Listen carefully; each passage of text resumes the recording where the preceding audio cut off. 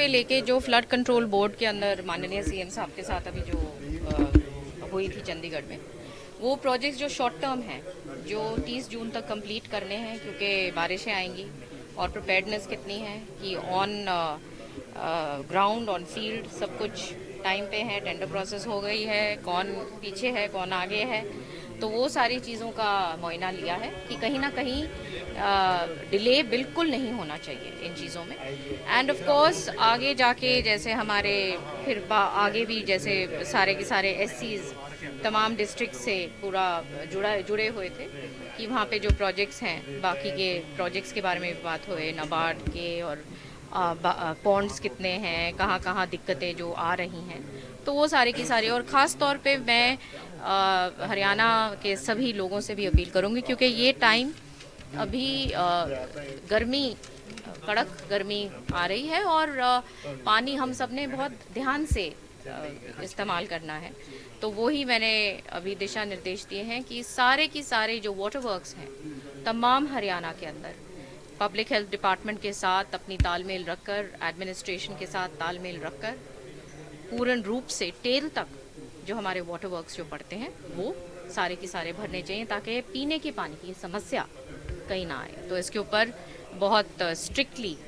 Meeting ली गई है। पानी सफिशिएंट है हरियाणा के पास सप्लाई करने के? देखिए, क्योंकि इस समय इरिगेशन की नीड नहीं होती है, क्योंकि ये हार्वेस्टिंग टाइम अभी कटाई हो रही है, तो अभी इरिगेशन की नीड नहीं है। तो ये ड्रिंकिंग सारा की सारा इस टाइम, क्योंकि पानी किसान को भी पता है कि इस समय पानी कम होता है, तो इस समय प्राथमिकता पीने के पानी को दी जाती है। मैम, क्या जल सिंचाई योजना के तहत जो प्रधानमंत्री जी की योजना है उसके तहत कोई वाटर बॉडीज को लेकर भी कुछ एक्शन प्लान तैयार? बिल्कुल, बहुत सारे, जैसे आपको पता है कि इस बारी माननीय चीफ मिनिस्टर साहब के भी बजट में था कि 100 पॉन्ड्स बनेंगे, वाटर बॉडीज़ बनेंगे, तालाब बनेंगे। और वही मैंने अभी भी कहा है कि फर्स्ट फेज़ जो हम लेंगे कि डार्क जोन्स जो हैं, जहाँ पे पानी बिल्कुल ही नीचे जाता जा रहा है, और हरियाणा का काफ़ी 143 एडमिनिस्ट्रेटिव ब्लॉक्स में से 88 ब्लॉक्स हमारे डार्क जोन में आ गए हैं। तो ये एक युद्ध स्तर पर उन पे काम होगा, जहाँ पे डार्क जोन्स में पहले फेज़ में शुरू करेंगे काम। फ्लड मैनेजमेंट को लेकर कोई काम? ये सारा की सारा फ्लड मैनेजमेंट का ही जो आज मीटिंग जो थी वो उसी के लिए थी कि जहाँ पे हमारे जो 30 जून तक वो तमाम काम हो सके, ताकि सब कुछ ऑन ट्रैक हो। बाकी सरकारों की बात करें, दिल्ली सरकार जो समाजवादी पार्टी की सरकार थी, हमेशा आरोप लगते थे कि पानी कम छोड़ा जा रहा है। इरिगेशन डिपार्टमेंट की बात करें तो इस बार जो है तालमेल। हरियाणा एक ऐसा प्रदेश है जो कभी भी अपने बाजू के जो राज्य हैं, कभी भी किसी को कभी परेशान नहीं किया पानी के रूप से। और अपनी तरफ से बेशक हम लोग एक खुद वाटर डेफिसिट स्टेट हैं, लेकिन अपनी तरफ से जो दिल्ली का हिस्सा है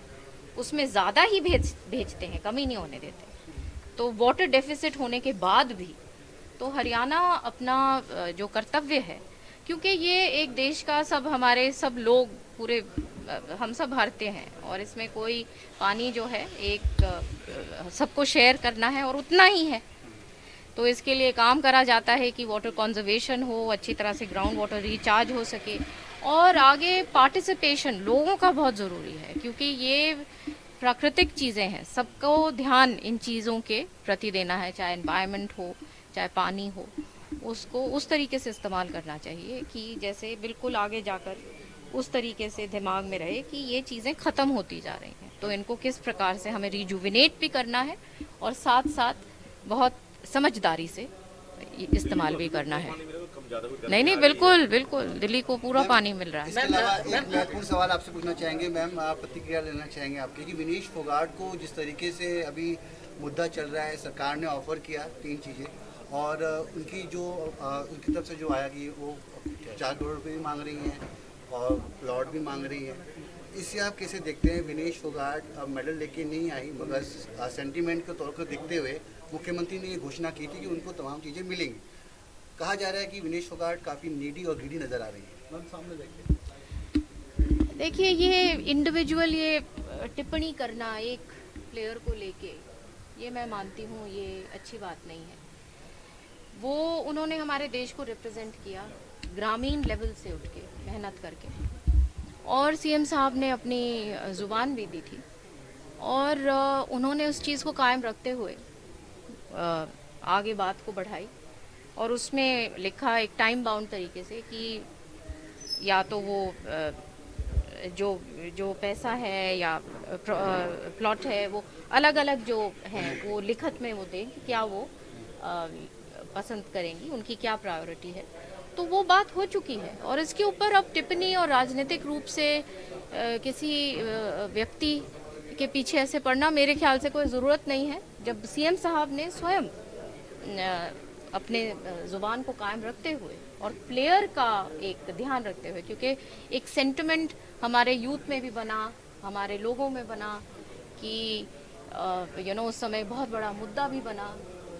तो उस सारी चीज़ों को मद्देनज़र रखते हुए ये डिसीजन को लिया गया और इसके ऊपर मैं नहीं मानती कि बार बार टिप्पणी करना ज़रूरत है। मैम, कांग्रेस का अधिवेशन खत्म हो चुका है, क्या लग रहा है आपको इस बार कि वो मिल जाएगा प्रदेश अध्यक्ष? एलओपी भी डिसाइड होना है, वगैरह होना है, कई सारी चीज़ें हैं, डिसाइड ही नहीं हो पा रही। देखिए, कांग्रेस का तो ऐसा है कि एक ये बहुत बड़ा कॉन्स्टिट्यूशनल एक धर्म है ऑपोजिशन का कि वो एक अच्छा एलओपी, अच्छा नेता प्रतिपक्ष देश को दे। और आप देखिए कि कांग्रेस ये रोल भी पब्लिक की तरफ निभा नहीं पा रही कि एक नेता प्रतिपक्ष भी वो हरियाणा में दे सके। तो आप देखिए कि कितना कांग्रेस किस रूप पर फेल हो चुकी है और बार बार हुई है। तहव्वुर राणा भारत आ गया है, कितनी बड़ी